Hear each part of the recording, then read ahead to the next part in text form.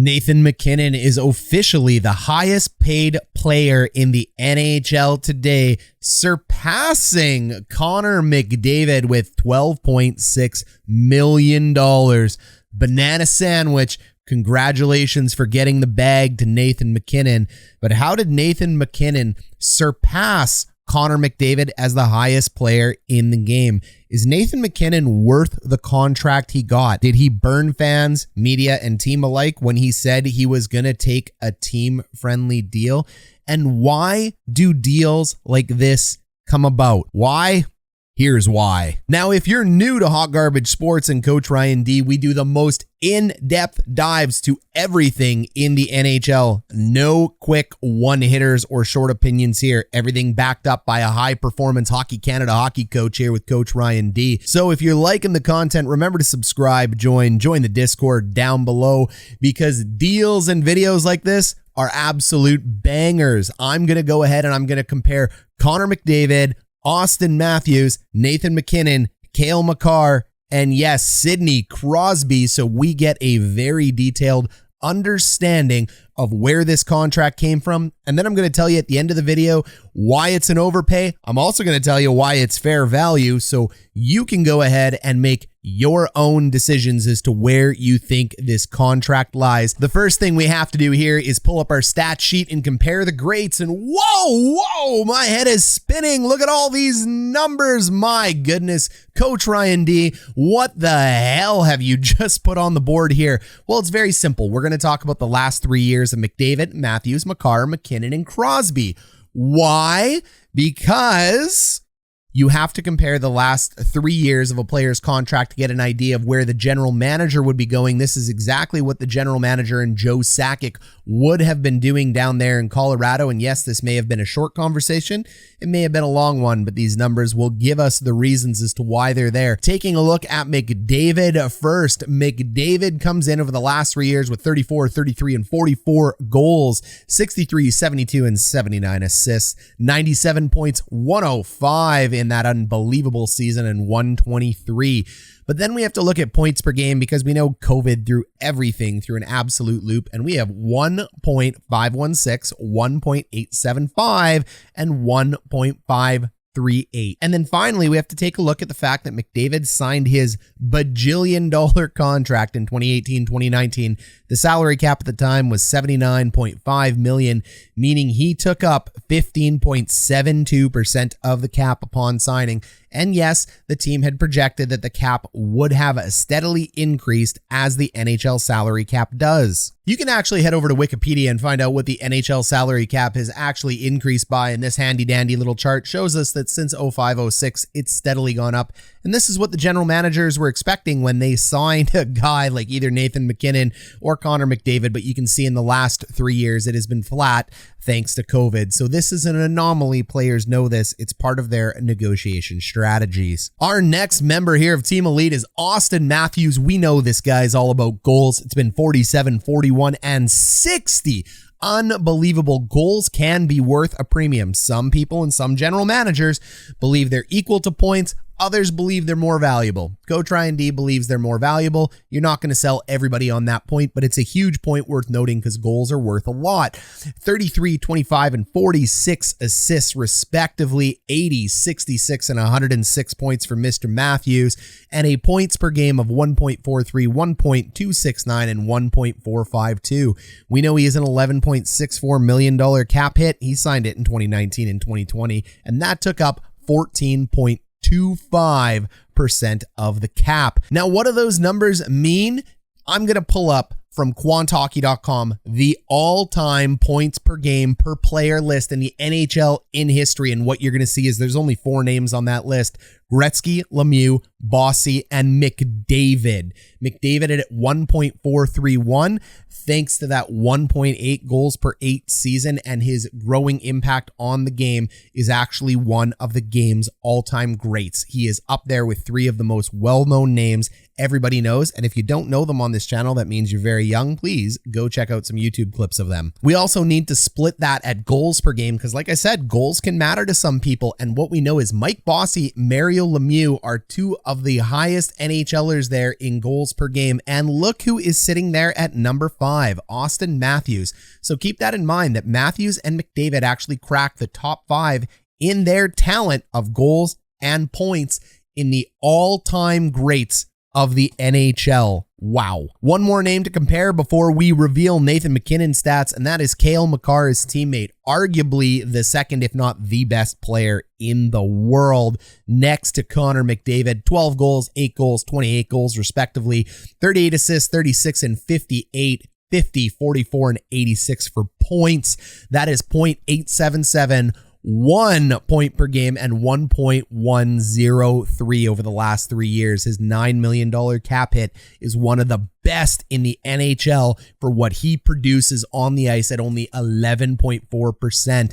That is 3 to 4% lower than Connor McDavid and Auston Matthews. For comparison, Makar hasn't made the list of all-time greats yet. When I pull it up here, Bobby Orr, Paul Coffey lead the list at 1.393 for Mr. Orr. Coffey, 1.087. Remember, Cale Makar is super young and just had a 1.103. I know we're going to have to wait to see if that grows because both of those two names played a very lengthy career, but this would actually put Cale Makar as the 3rd best defenseman in history if he is able to maintain his averages from this year or scarily even get better. Wow. So in perspective, we are dealing with 3 of the all-time greats already early on in these young players' careers when comparing them to the best of all time in the NHL. That's why they got the bag. So let's go ahead and take a look at how Nathan MacKinnon compares. MacKinnon here in gold has 35, 20, and 32 goals. That's nice balance, and that's matching pace with Connor McDavid at the top in a goals per game basis. MacKinnon had a little bit of an injury bug 2 years ago, 58, 45, and 56 assists. Good for 93, 65, and 88 points. But here's the thing with MacKinnon. Consistency is the key. 1.348 to 1.354 points per game. You know exactly what you're getting with Nathan MacKinnon. He is one of the most consistent players in the NHL. Now, when you take a look at McDavid, who is at 1.5, 1.8, 1.5, yep, they're all higher. Even on his worst year in the last 3, he has been higher than Nathan MacKinnon. Remember, MacKinnon is now paid more, but his contract kicks in 2023, 2024 at $12.6 million. Well, if the salary cap stays flat at $81.5 million, that's worth 15.46%. But let's say for some crazy reason that there's a boom and it boosts up to as high as 90 million. It's not going to happen. It's probably going to be like 83 to 84 at most. That means he would be at 14% of the salary cap. So to get him in line with Auston Matthews' payday, the cap would need to be $90 million by a percentage base. And that could be a big deal to some who are looking at this contract saying, I think this is a massive overpay. Finally, let's go ahead and take a look at his best friend, Sidney Crosby, signed one of the biggest deals in NHL history in 13-14 with a 12-year deal. Yes, but he was doing things before any of these kids even cracked a junior or a midget or even a bantam lineup. 36 goals, 68 assists, 104 points in the 2013-2014 season. Only player to crack 100 points back then. 1.3 points per game in a totally different era. Tough to compare eras. He's still hyper productive in today's era though.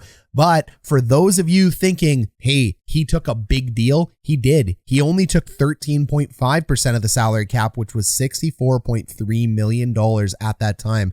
So Makar, then Crosby took the most team-friendly deals, followed by Auston Matthews, then Nathan MacKinnon, then Connor McDavid. So there you have it. Those are the regular stats, but we know very well that in today's NHL, advanced stats matter. And again, if you're not an advanced stats guy, not a big deal, but I'm telling you, the NHL itself is. They pay a lot of money to take a look at these. So let's take a quick peek, shall we? Taking a look at goals above replacement. That's GAR. That's your impact on goals for your overall team.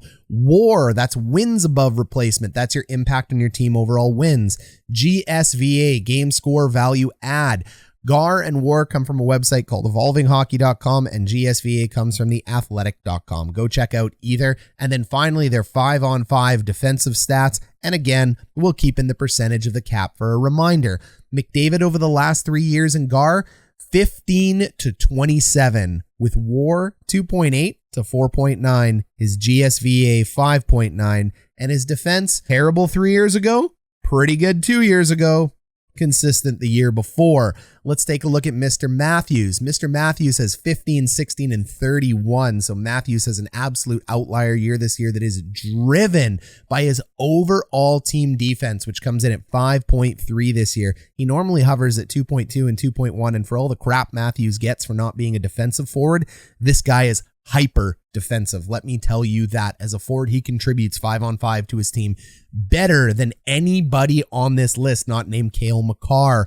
His wins above replacement, 2.8, 2.9, and 5.6. So this actually goes ahead and puts Mr. Matthews last year above McDavid, but McDavid's last 3 years outpace Matthews. It also tells us that Matthews is a little bit better defensively, and if you ask me for my eye test as a coach, I'd agree with that. Taking a look at Cale Makar, he's a little bit different because he's still growing into himself, if you can believe that. 15.8, 16.5, and 22.9 for goals above replacement.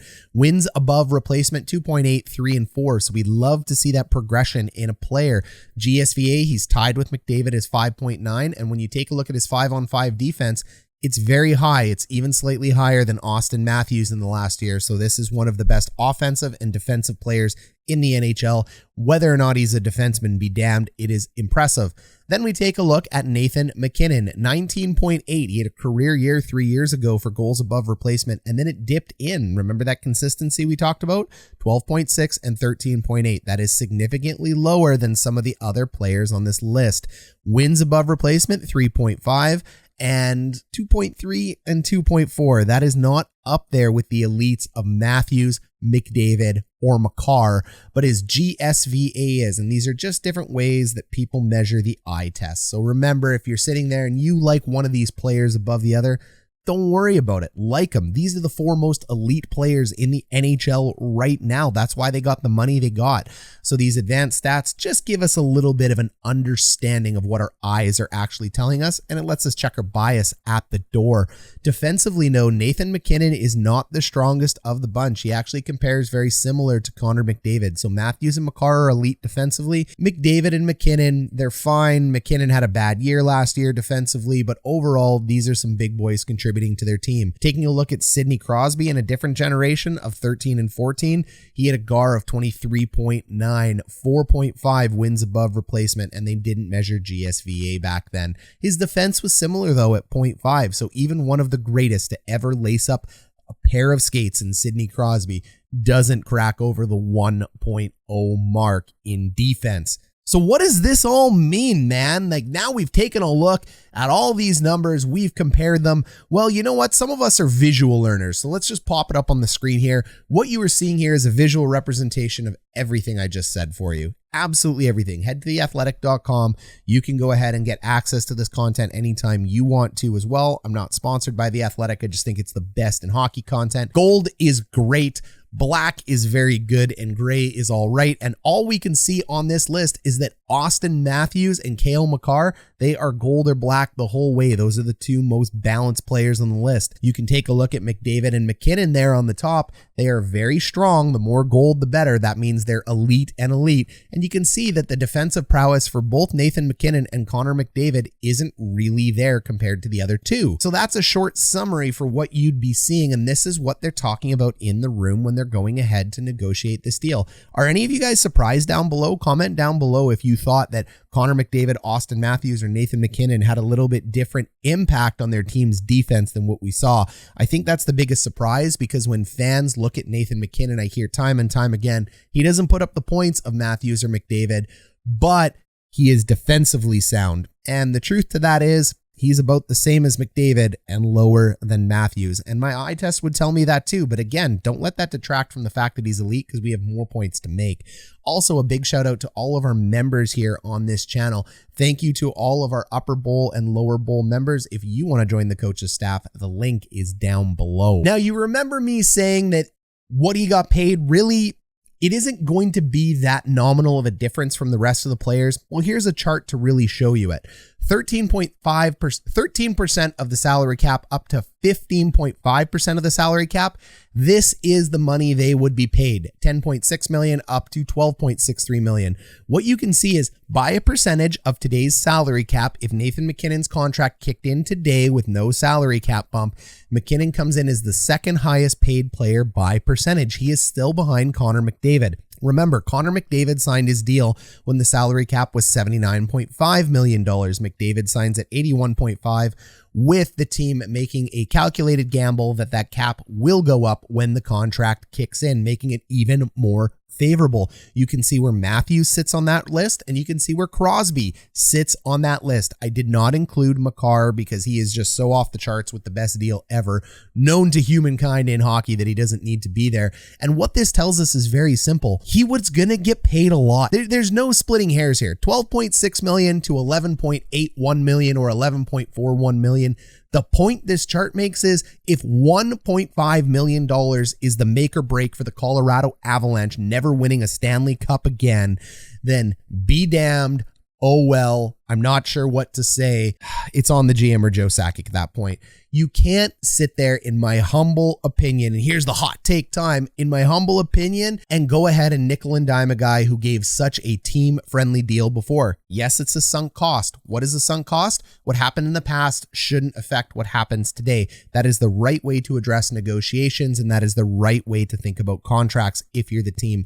But these are human beings and players. They're not machines. They're not cogs in a system, and we've seen what happens when teams like either the Bruins or the Vegas Golden Knights treat players like that machine. It doesn't become a place that's favorable to play. So you have to take human emotion into context as well too. MacKinnon wins a cup. MacKinnon has led the team to the promised land. He's a proven winner. He had a massive discount coming into this year.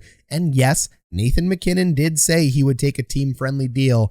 But you know what? Things change. They won the cup and the guy deserves the money. So hot take time aside, the difference is maybe $1.5 million a year max. That's the difference between a fourth to a third line player versus a league minimum guy. So instead of having two guys on your third line or fourth line at 1.5 million, you have to bring in two players at 800,000. And let me tell you, a $1.5 million player and an $800,000 player can have similar, if not identical, impact on your NHL team. And that's all you're looking to do. You're risking two players. Instead of paying them 1.5, you're paying them league minimum.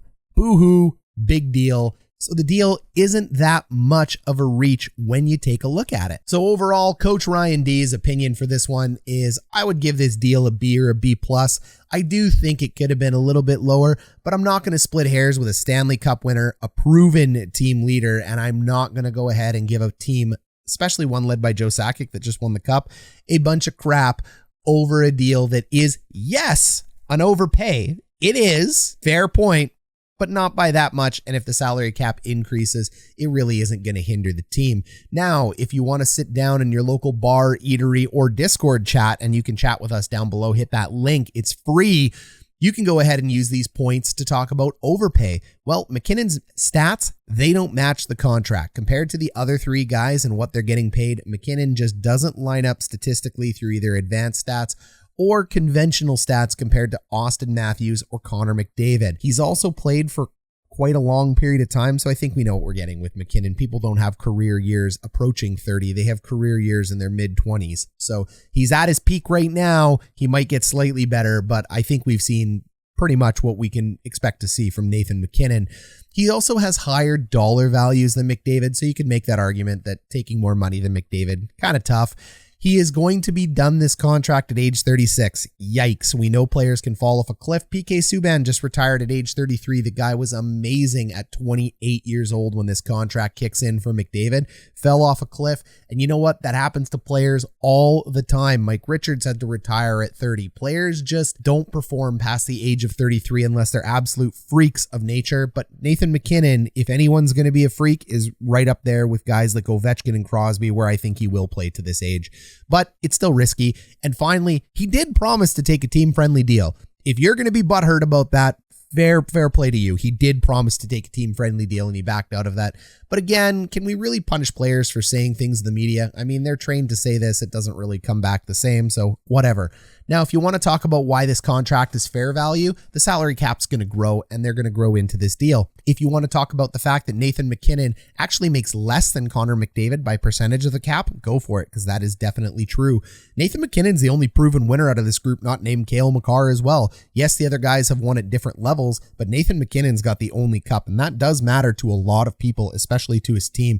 He also took a huge deal, and yes, we've talked about the fact that it was a sunk cost and shouldn't matter going into this deal, but humans are humans, so it can matter. You could make that point if you want. He's beloved. He's beloved by his teammates. He's beloved by the city. He's beloved by the organization. They're always going to pay for that human factor. MacKinnon controlled the market as well, too. Kadri left, and there is no depth at center in Colorado, and replacing Nathan MacKinnon with a guy even close to Kadri or McKinnon's talent, very, very difficult to do. So he very much controlled these negotiations. The ball was in his court. He had the finger of power, or the pen of power, when he went and signed on the dotted line. And frankly, it's close enough. Like, if you want to call it an overpay, it's not an overpay by anything more than $1 million. So there you go. All right, Hot Garbage sports fans, this has been a lot of fun. I hope you've learned a ton. Once again, if you're new to this channel, we always break down things like this in depth. We try to take the other steps that the other hockey channels aren't doing. So subscribe, join. Don't forget to hit that thumbs up down below. And why don't you go ahead and take a look at our Pacific rankings video here. Now, for all you Central Division fans that are waiting for my Central Division rankings, that video is locked and loaded. But now that Nathan MacKinnon signed, you're going to have to wait at least one more day while this video marinates in the YouTube algorithm. We'll see you for some Central Division standings next. Check out the Pacific Division standings now. Or why don't you take a look at why Canadian teams should be cautious about drafting American players?